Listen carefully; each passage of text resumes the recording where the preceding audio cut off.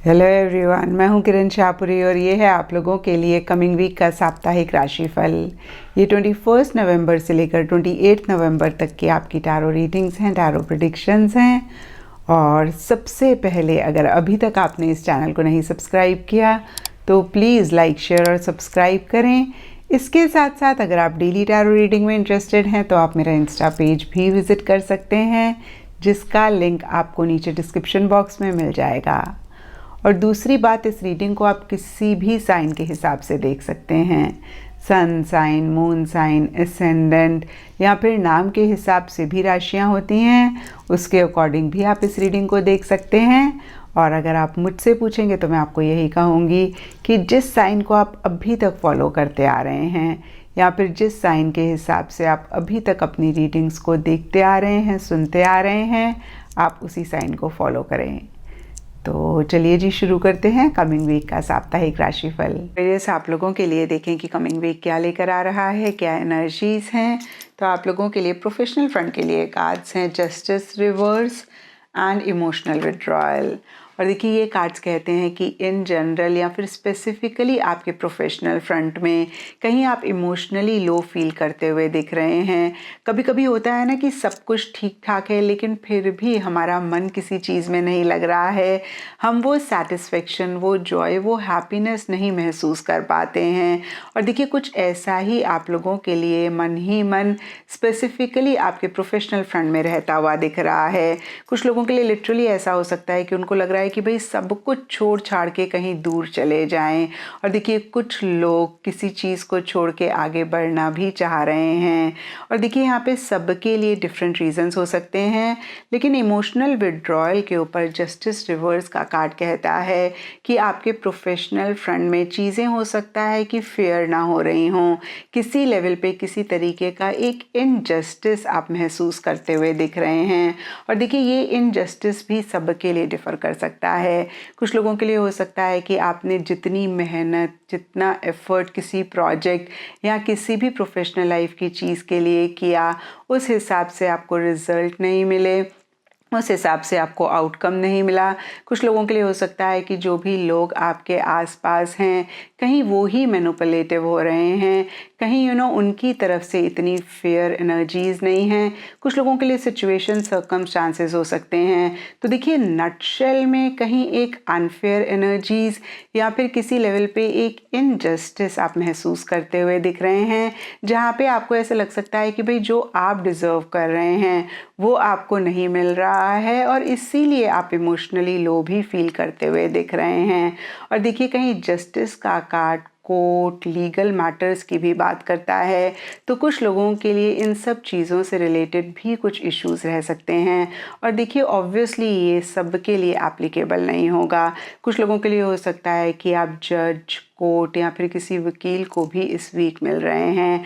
और देखिए, ज़रूरी नहीं है कि कोई मसला, कोई इशू है इसीलिए आप जज, कोर्ट या वकील को मिल रहे हैं। कभी कभी ड्राइविंग लाइसेंस या फिर किसी पेपर वर्क के लिए भी हमें कोर्ट विजिट करना पड़ता है। एंड पर्सनल फ्रंट के लिए आप लोगों के लिए कार्ड्स हैं S of cups and mental conflict. और देखिए, एस ऑफ कप्स का कार्ड कहीं बहुत ही ब्यूटीफुल एनर्जीज की बात करता है। ये कार्ड कहता है कि इस वीक स्पेसिफिकली आपके पर्सनल फ्रंट में या तो कोई नई बिगनिंग हो रही है या फिर कोई नई बिगनिंग आप लाना चाह रहे हैं। और देखिए, इस नई बिगनिंग की वजह से एक हैप्पीनेस, एक जॉय, एक सेटिस्फेक्शन भी आपकी लाइफ में रह सकती है। क्योंकि ये जनरल रीडिंग है तो सबके लिए नई बिगनिंग डिफ़र कर सकती है।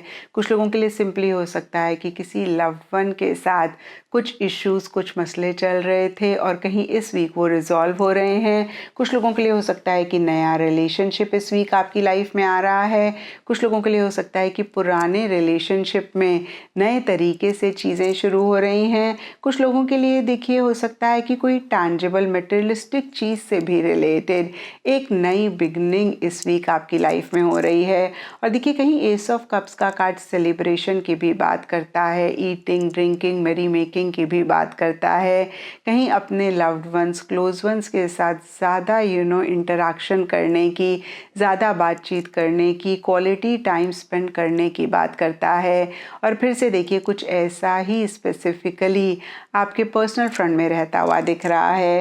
तो देखिए फिर से सरफेस लेवल पे बहुत ही ब्यूटीफुल एनर्जीज दिख रही हैं। कोई सेलिब्रेशन या तो हो रही है या आप करना चाह रहे हैं, एक हैप्पीनेस, जॉय, सेटिस्फेक्शन रह रही है।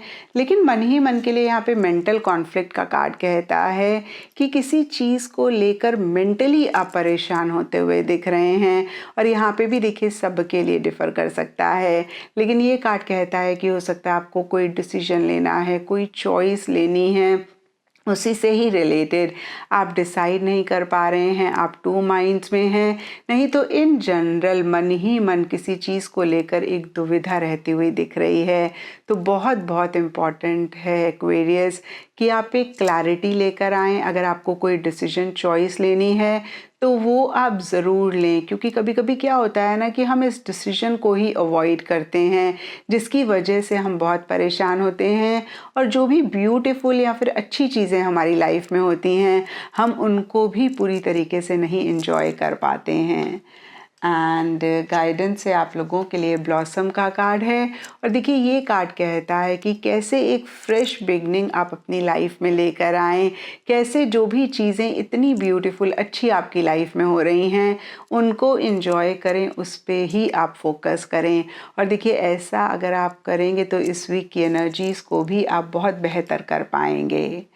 एंड एस्ट्रोलॉजी से आप लोगों के लिए एरीज साइन का कार्ड है और इसके हिसाब से रेड कलर आप लोगों के लिए लकी रह सकता है एंड सिग्निफिकेंट डे आप लोगों के लिए होगा ट्यूसडे। तो ये था एक्वेरियस आप लोगों के लिए कमिंग वीक का साप्ताहिक राशिफल। और नीचे मुझे कमेंट सेक्शन पे ज़रूर बताएं कि ये कितना आपके साथ रेजोनेट किया, कितना आप कनेक्ट कर पाए।